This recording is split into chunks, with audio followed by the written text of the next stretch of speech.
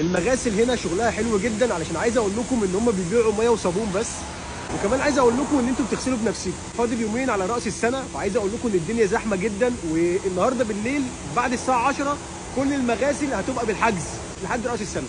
زي ما انتم شايفين الناس كلها بتغسل وانا كمان هغسل. فاحنا النهارده هنغسل. انتوا شايفين العربيه عامله ازاي؟ العربيه مش نافعه خالص، بس احنا النهارده هنغسل عشان خاطر ايه؟ راس السنه وكده. هندفع دلوقتي اهو، دفعنا وهتشتغل دلوقتي. يلا بينا مترو بلاش.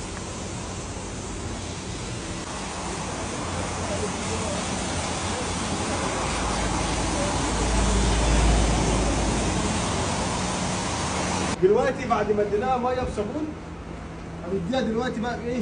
صابون من هنا. بصوا الصابون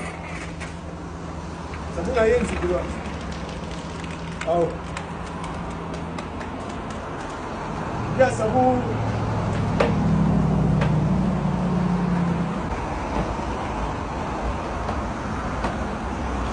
ودلوقتي خلاص اخر مرحله بقى وننزل الصابون منه.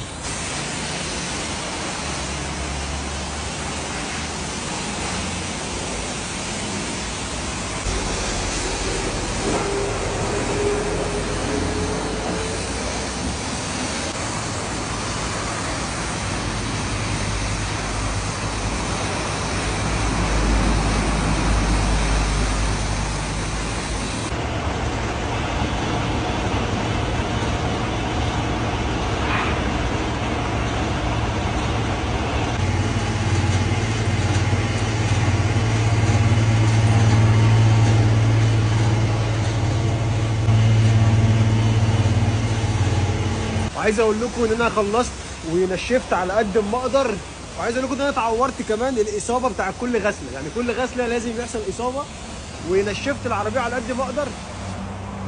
يلا بينا.